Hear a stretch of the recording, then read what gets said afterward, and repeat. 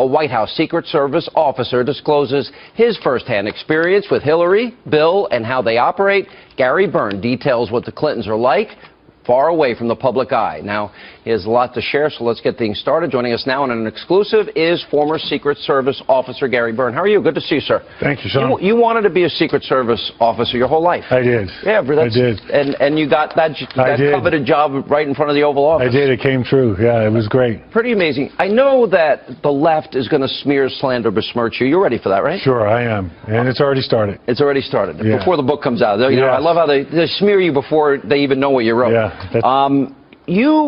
I'm going to start at the end of the book, because you talk about why you wrote this book. You said, what I learned from the Clintons firsthand the hard way is important. In 2016, she's running again, and you felt compelled to tell the story because why? Let me ask that. Because I want Americans to know what the real Clinton administration is like. Mrs. Clinton is not a leader. She's a very, very angry person all the time. I've seen many instances that I talk about in my book, Crisis of Character, where she displays this holier-than-thou attitude, do as I say, not as I do. She's a dictator. She comes across as a dictator. I've seen her berate many people, and myself included. And I've never seen any example that would lead me to believe that she could lead this country. I mean, you know, you describe a woman that is very phony. In other words, you talk about how she'd tell you to go to hell, or tell another agent to go blank himself. Correct. And how she threw a Bible at a Secret Service officer or agent. Right? Yes, sir. Okay, and the vase story, which we'll get to in a minute. Right. But if the cameras were on, she was close to Bill, but it was manufactured. It was not real. Absolutely. Camera goes off, different person. Yeah. And if she had guests, she'd say, oh, he's my favorite Secret Service guy. Sure. She actually did that to me one time when she berated me about an hour before over something, and then introduced me to this tour from Arkansas, a group of people that were getting a special tour, and told them what a wonderful, I was her favorite officer, and patted me on the back, and almost to the point where I almost believed her, but I knew what the truth was. Yeah. And I'd seen this behavior before. You said, and with Hillary Clinton's latest rise, I realized her own leadership style, volcanic, impulsive, enabled by sycophants, disdainful of the rules set for everyone else, has not changed a bit. A lot has been made about temperament. Yes. And the temperament of a president. Yes. You're describing someone by far that does not have control of her emotions or temperament. Yeah. She exhibits some very dangerous behavior, as I would describe it. She gets angry at things that are policy issues that, you know, take time to fix, and she's got this attitude where she wants things fixed right now, immediately.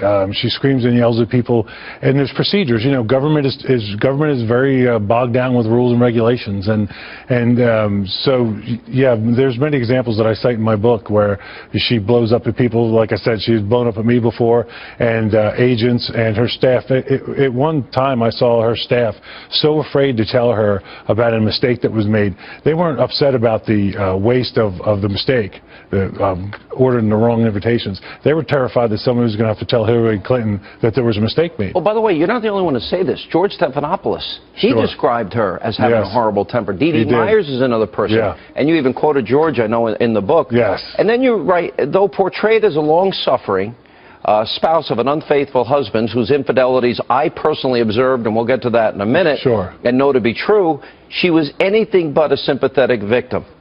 Correct. Their relationship seemed so strange and volatile at times, and she would continuously berate people, as I mentioned before, but she was like two different people. Again, she would be polite and nice to everybody when the cameras were on, and then when they were off, she was just cold, distant. Seconds later. Just almost instantly. I mean, that's what I've experienced quite a few times. Yeah. All right, you tell a couple of stories, and I think our audience would want to hear them. Sure. One story is the vase story. Sure. The other story is the blue glove story. Right. And I think they give some insight into what you saw on a regular basis. Sure. So the vase story is, I came in one morning to go to work early, came in, worked out, and then as I headed over to the post, I ran into residence workers that were going home, and they said, oh, you better go over and see your buddy. We had a problem last night. So I went over to the mansion post on the ground floor, and I said, what's going on? And I heard something happen. They said, Mr. and Mrs. Clinton had this horrendous fight. It was so loud that the staff people on the ground had walked away, from the elevator shaft. The sound was coming down, and then they heard a crash. And then when it was investigated, they saw a broken vase on the floor. Now, this has been reported to be not true, and they reported it that a lamp was thrown. Well, a lamp wasn't thrown, a vase was. Now, the vase was on one side of the room, right, and broken on the other side of the room. Right. The vase was sat on a long oblong table that was in the so it didn't fall. Quarters.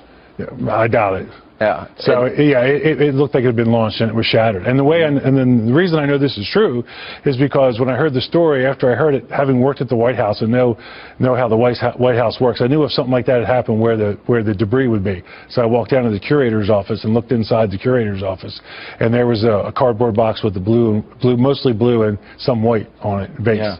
So I knew it was true. Yeah. Tell us a story about the blue glove. So the blue glove incident. You're talking about like medical gloves. Right. The uniform division officers are required to wear these gloves, and for everybody. Yeah, when you're searching people. Right. And Congressman Barney Frank came in with some representatives, and as they were putting the gloves on, and Congressman Frank asked why they were wearing the gloves, and he said, the officer said, why do you think? And so they felt like the uniform division was being rude to them. So when they got into the mansion, they started complaining about it. And when it got to Mrs. Clinton, she pretty much came unglued. I actually got phone calls from my coworkers over there who told me the story and said she was on her way over to the Oval Office, that she was furious. You tell that it ended up that she literally went down to the Oval Office to see Bill Clinton. Yes. Wanting all the agents fired. All the uniform division officers. All the uniform division officers fired. Yes.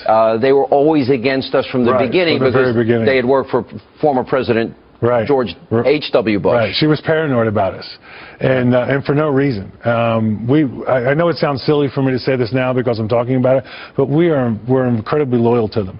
And many times, as I detail in my book, Curses of Character, I tried to help them. I tried to do the right thing for them and hide some of this stuff, but you couldn't help them. It's this perpetual scandal, one after the other. It's like you can't help them help themselves. Yeah. And this temper issue of hers was not uncommon. This was a regular, you described somebody that has almost on a daily basis. Sure. Maybe a daily basis, not so much, but certainly a lot. I saw it so much that I became numb to it almost. And I always go back to what I was told by a sheriff from Arkansas one time. And we were debating whether they would get elected. This is before they started running. I was down there on a protection detail for former President George Herbert Walker Bush. And the guy said, let me tell you something about these people, Gary.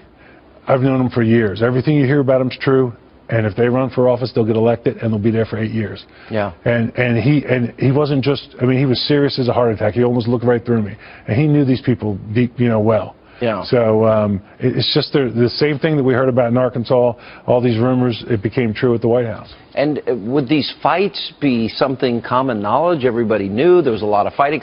Look, I know we did a pretty good job of hiding it. We helped them hide it. That's our job in this. So you helped them also hide his infidelity. Well, yeah, I did. I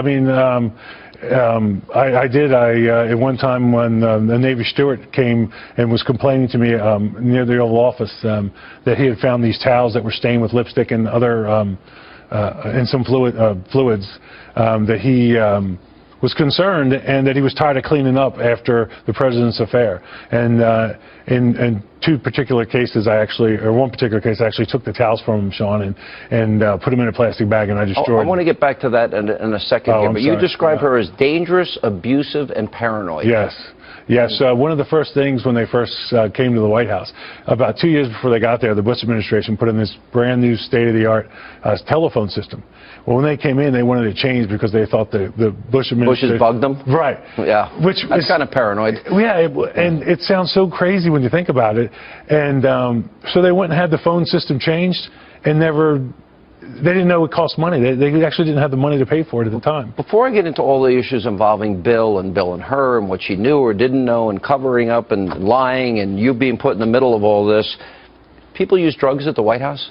Yeah, there were some issues. One of the ones I comment in my book, and I'm very careful not to tell too much about it because I don't want, hopefully this person got on with their lives and live a healthy life. But there was this one particular staff member that they'd come in the morning and they'd be so beat up and exhausted looking, worn out. Exhausted, and to the point where they couldn't even say good morning. And they'd go in their office, and then they'd go into the bathroom. And they'd come out of the bathroom completely elevated and happy and smiling. And it was obvious you thought coke was being used. I did, and then later on, I was told that this particular person actually they did it like something similar to an intervention and got her help and got her to a clinic. And I never did see her again, but I understand she did all right. So. Okay. Welcome back to Hannity. So earlier this month, when details from Gary Burns' tell-all book began coming out, well, the Clinton campaign, they went on the offensive, releasing a short statement saying, quote, Gary Burns joins the ranks of Ed Klein and other authors in this latest in a long line of books attempting to cash in on the election cycle with their nonsense. Now, it should be put in the fantasy section of the bookstore. We continue now with the author of the book. Crisis of Character, a White House Secret Service officer discloses his firsthand experience with Hillary, Bill, and how they operate. Former Secret Service officer Gary Burns, 30 years of service, your book isn't even out, and they smear you. Yes.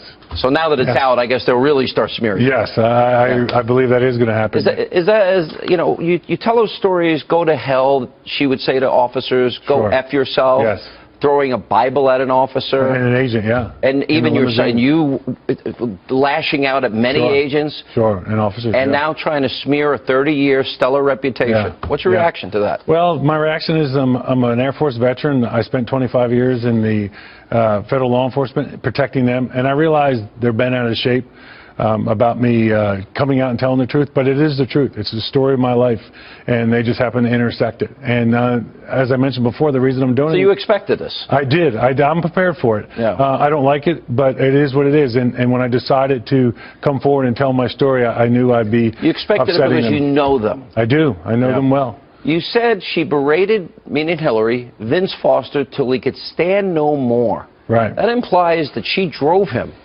In part. Nobody knows why somebody takes their own life. But I can tell you, when I met Vince Foster in the White House and I saw him walk around, I never saw anybody that didn't want to be there more than he didn't want to be there. He looked so uncomfortable. And there were many incidences or stories where the staff would hear her berating Vince, and she blamed him publicly for some of the things that they didn't get done. And as a lot of people know, in his suicide note, he basically said that that Washington D.C. was this terrible, vindictive place, and it was one of the reasons he took his own life. Yeah. I mean, it's a terrible thing. I didn't know him well, but I was very sad when he did take his life, but I was not surprised. You found Bill Clinton, in spite of all his infidelities, a nicer person. He is, yeah. He's very would want to give people their time and due and be polite, and was like that more in real life. He was. He'd look you right in the eye. He'd talk to people. Yeah. He was very kind. I actually got to introduce my parents to him one time, and they remembered it forever. You knew about many affairs. We don't know about all of them, do we? No, and I don't know about all of them. I just certainly know about... But this is the Oval Office. This is the President of the United States. Isn't that a national security threat? Yeah, I would think it is. I mean, my question was at the time when I was being forced to testify and being... And you didn't want to testify? No, I never wanted to talk about this at all. Never. And I know that sounds silly now because I'm coming out, but clearly I've walked through some door where I think it's time and it's important to do. How many women do you know for sure he had affairs with in the Oval Office? In the White House complex, I'd say easily 3, maybe 4 that I know of. And you saw Monica Lewinsky a mile away? Sure. You knew she wanted to be near him? She was certainly manipulating some of the staff, myself, other officers and agents to find out where the president was. So she wasn't manipulating if you saw through it. Well, yeah, I agree, but I mean, I saw through it right away. She was trying to place herself in his path when he would move around the complex. Now, you never actually saw them together? No. Well, not alone. Not alone. All right, but you did see, you walked into the map room, I believe, and you did see... Actually, I'm sorry, that's not correct. I did see them alone. You did see them alone? Yes. And what did you see? Well, there was an incident one time where during their affair, she showed up on a Saturday to said she had to deliver something to the president. Was that the Saturday? Yes. During the shutdown? No, this was before that. Okay. I'm sorry, this was after that. This was after that, and she showed up on a Saturday under the pretense of delivering some newspapers or something, which she already had copies of. The staff wasn't in yet because it was Saturday. Right. And so I blew her off. I told her to leave, and about 5 minutes later, the Oval Office door opened up, and the president said, somebody come by? Yeah, if somebody tried to deliver something to me, and I looked at the agent, and he's like, and after the president closed the door, he said, I told you, Gary, stay out of it. Don't stop trying to stop her. You know, wow. You don't know what goes on out on the road. So out on the road. So in other words, he was telling you that this is nothing. Right. That was yes, exactly. That's what he was telling me. So you knew that something was going on there, right. but you actually walked into the map room and saw the president with former presidential candidate Vice President Mondale. Yeah. And with his daughter. Yeah, with his daughter. Yeah, so I stopped by on the way from the East Wing to the West Wing to say hi to a friend, and one of the Navy stewards walked up with a shirt for the president, and the president was waiting in the map room for him, and the steward opened the door to walk in the map room, and he was looking back at us and not into the room. And when he opened the door, the president was standing there with Eleanor Mondale, and they were like teenagers, you know, standing up, locked, making out, and they didn't even look up at us. They never saw us. You knowingly had a situation where, how do I say this delicately, you got rid of evidence. Let's put it that way. I did. But it wasn't subpoenaed. It was not illegal what you did. Right. This was before we knew there was an investigation going on. And I was trying to help the president. I was trying to protect him from more scandal and embarrassment. And the steward came up with some towels that had lipstick on them, and then another time with stuff that is, you know, bodily fluids from a male, yes, and thank you. And I'm trying to help you out here, but I'm trying to help my TV audience out here more. Yeah, I'm trying to keep it PG. Yeah. So, so the steward was highly distraught over this, and he complained that it had happened before. So I took a plastic bag and I had him thrown into it, throw the towels in there, and I think it's a little unfair to leave that for somebody else, don't you? Yeah, but based on what I've seen before, they don't think about that. They just do whatever they want to do. Was it common knowledge this president was doing all this? Did you think she knew, Hillary? I do now. I mean, I can't tell you when I decided that she knew and accepted it, and that was the way it was, and then once in a while she'd blow up over it. But like when the Monica story came out, my feeling at the time was that she wasn't upset about the breach of their marriage. She was upset because he dented the Clinton brand again. He made them look bad again. Yeah, and so it was more about image again. But when you've heard those stories of Kathleen Willey, Paula Jones, Juanita Broderick. Yeah, yeah. Well, you know, after I saw their stories, after I had worked there for a while, I will tell you that my gut feeling is they're all telling the truth. I mean, you can't act like that. I mean, he's been acting like that his whole life. And I do believe, especially Kathleen. But if everybody, how did he possibly keep it contained? Did he not know that as the president? He doesn't, and he doesn't seem to care. He just keeps behaving in that odd, it's like a vicious cycle. And welcome back to Hannity as we continue now with former Secret Service officer Gary Byrne, his explosive new book, Crisis of Character. You didn't finish the story about the vase, because that morning he came down after that vase was broken, and he had a black eye, like a big black eye. Sure. So after the incident, when he came, the next time I saw him in the Oval Office, he had a mark under his eye. You could see they were trying to hide it with makeup. And when I walked Obviously not. Yeah, no. And I walked into the secretary's office, and I said, what happened to the president? He's got a mark under his eye. And his assistant, Nancy Herrenreich, said, oh, he's allergic to coffee. And I said, under one eye? I don't understand that. Yeah, that doesn't make sense. Right. But there was really a crisis. The Secret Service had to decide whether or not his own wife was a physical threat to the president. Right. How big an issue was that? It was a concern. I've discussed it with other officers at the time and agents. What do you do about a domestic dispute? What if the president? And what was the answer? Each situation is different. You know, you have to protect the president, the protectee, and you have to protect the first lady. But you know, if he gets caught with some woman and she goes ballistic, then what happens? So you were the door. You were like the doorkeeper. Pretty much. You were the guy in front of the Oval Office door. Yeah. If somebody got in to see the president, they had to go through you. Pretty much. Okay. Me or the other. There were 6 officers. How often would you know that that person was there for another reason, to be with the president in a romantic way? So the way it worked would be like if I came up and relieved somebody on post, the officer that I'm relieving is going to say, hey, you know, he's in there with Lewinsky or whoever, and you know, they've been in there a while. Just a heads up. So it wasn't like we were gossiping. You have to pass this stuff on. Right. You don't want to blindside your coworker. So you always pass this information on. And we were concerned. I mean, what if she did catch the president in a compromising situation? But you had a plan for that. Wherever Hillary was, you guys were communicating if she was headed down, and then you'd have to go warn him. Well, I never actually warned them, but yes, that was the plan. Like, yeah, that was a plan. You had a plan in place, basically.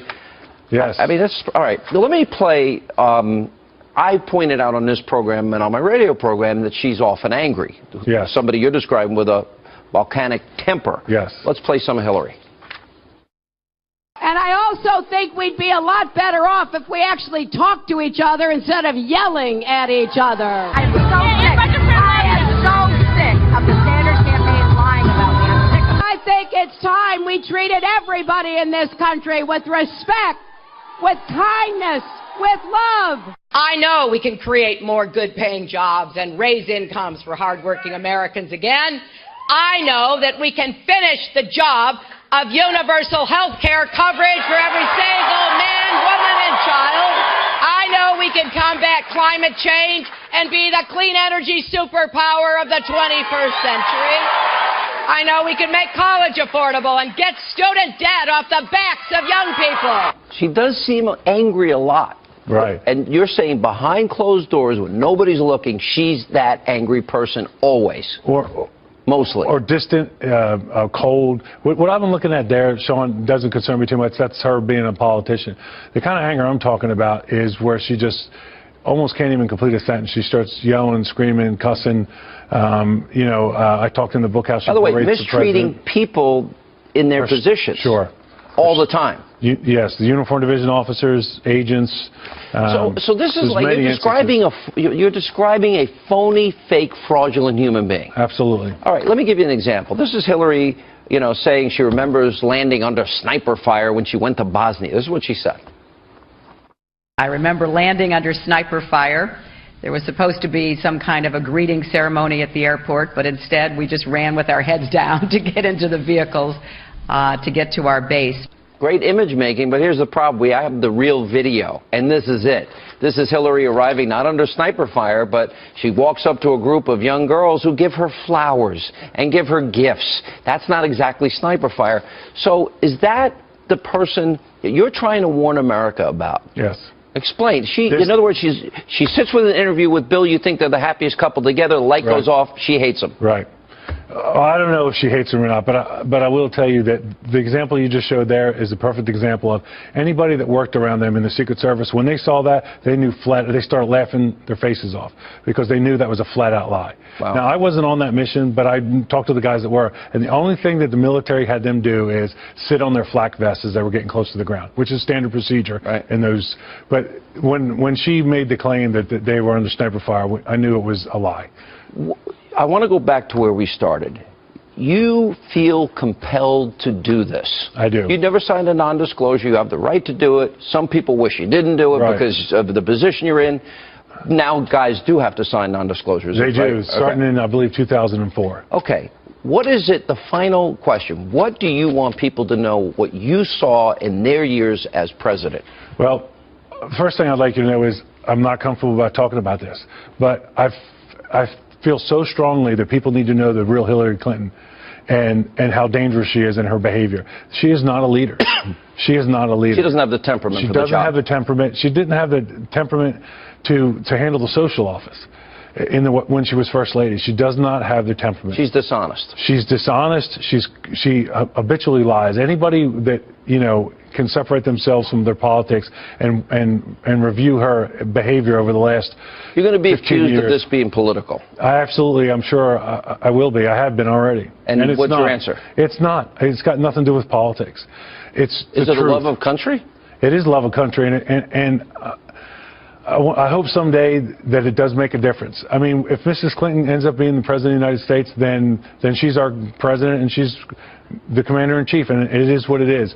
But if she did become the President without me speaking the truth, I'm not sure I could deal with that. People need to know this is serious, and her behavior is appalling, and she's two different people. All right, Gary Byrne, thank you for being with us. Sean, appreciate thank you. it. I appreciate your time. Thank you so much. Thanks for telling your story.